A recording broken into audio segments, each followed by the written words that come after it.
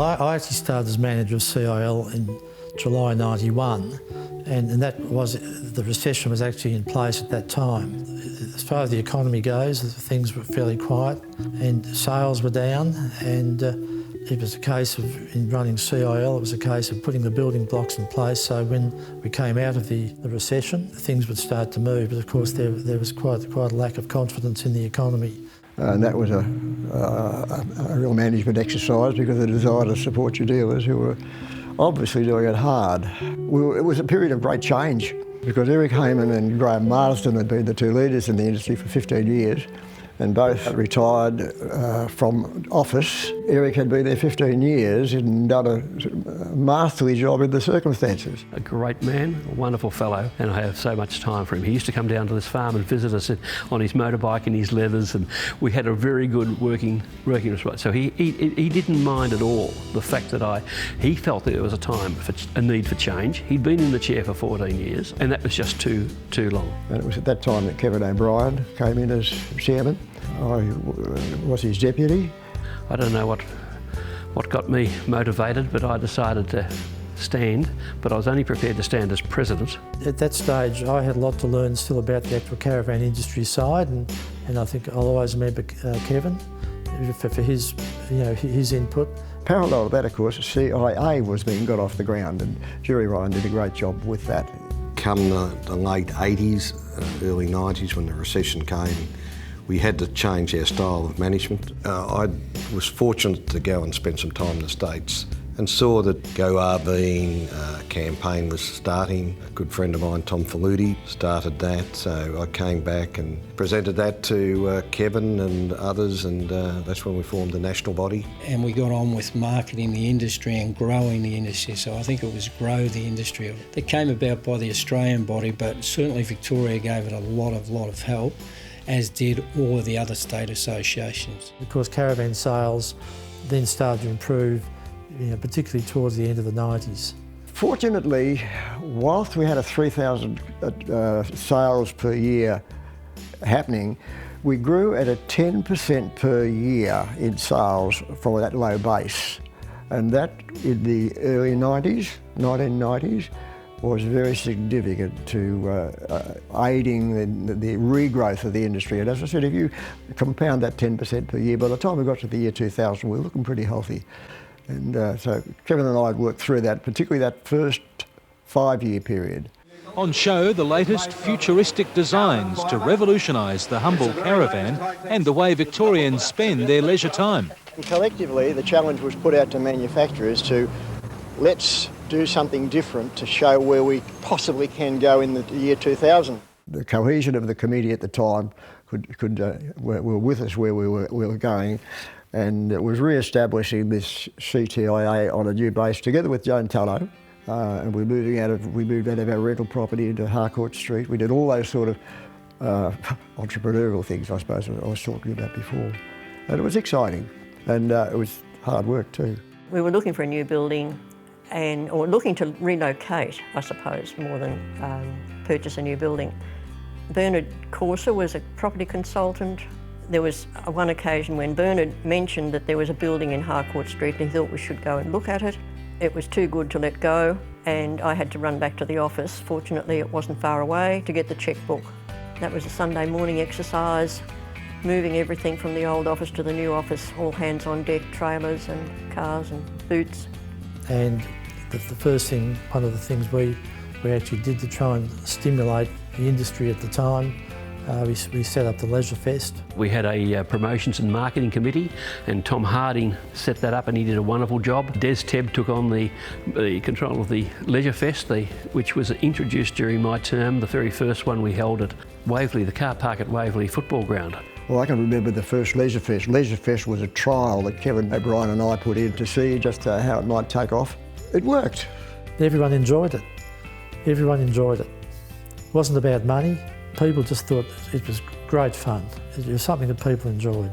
But we realised it was a good concept, and so to further that concept, I thought that what the New South Wales body had done with having their show at the Rosehill Racecourse was great, because it created an indoor-outdoor environment which the exhibition building didn't give you, but the Leisurefest could. And at one stage, for quite a while, I was the chairman of the subcommittee to run that, and that's been a big success story, so that it's nearly now as large as the main show at the Flemington Showgrounds.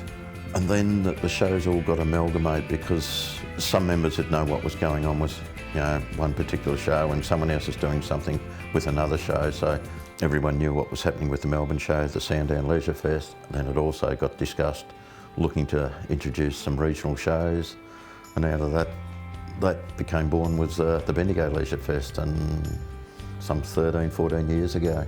And I can remember speaking, because I had a retail business at the time, and speaking with some of those people and asking them how they thought about the Leisurefest. They said it was better than the Caravan Show because it was free. It was really a family-orientated time, and that's what Caravanning is about.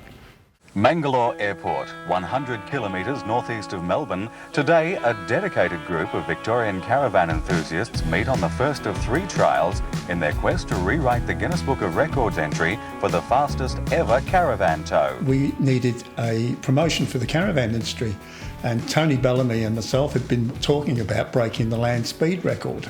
So I, at one of the board meetings, said, well, how about we break the land speed record? We had already planned the caravan, so I said to them, well, we've got the caravan. So it was just a matter of getting Harry Kojima and his Ford car, marrying the two together and getting the Guinness Book of Records together. And we did it. In April 1991, we broke the land speed record at a little country airfield up in the central Victoria. And that was a day when I held my breath all day. I could see all sorts of problems, and if there was a crash, oh God. We had to grade a spiral track to get us up to speed before we even hit the runway. And when we stopped, smoke poured out of everything because we had to stop before we hit the end of the runway. It's quite spectacular. Charlie Kovac, new world record holder. Yes, I'll have a bit of a celebration, I'd suggest. I would think they probably will. Another major thing that happened was the move from the Royal Exhibition Building to the Melbourne Exhibition Building, to Jeff's shed anyway. All the first years when I was involved with CIL, the main show was at the exhibition building at Carlton. Are you lost, darling? OK, tell me where you've been. Well, Dad was under the four-wheel drive. Then Mum said we should buy one of those big caravans. Granny was talking to a lady about a holiday. Kirsty was in the free creche. Then Dad found us in the tent. And then they went to get me an ice cream. The all-new Caravan and Camping Show, an unforgettable family day out. Get lost in the excitement of the show. On now. I think some of the steps, if you could relate to that, but occurred very much with our locations. At that stage, the exhibition buildings at 1990 was our site and had been for some time. I think the major changes in the shows have been relative to the venue that they've been in. There was a lot of limitations placed on the Melbourne exhibition buildings, that you couldn't do certain things in the wooded floor areas, and create a lot of problems for a lot of people. We looked around for other venues, showgrounds, Caulfield. Jeff's shed was coming into being, and we decided to upgrade, I think particularly to assist in giving the industry a more professional edge. Kevin, his 5-year term ended and I took over as chairperson, and that was my task then, to lead the group, the Jeff Shed entity. The thought was that this was a wonderful area for exhibitions because there were no pillars, there was open space, you could do what you liked and set it up how you liked. So that was a great feature of it. With Jeff's Shed, it was a chance to showcase the industry in a really smart new building, and that was really why we made the decision to go there. It was half a kilometre long, I remember, and we started off with I think 5 bays, but certainly ended up taking the whole lot, and I know it was half a kilometre long because I used to walk from one end to the other about 100 times a day when the show was on.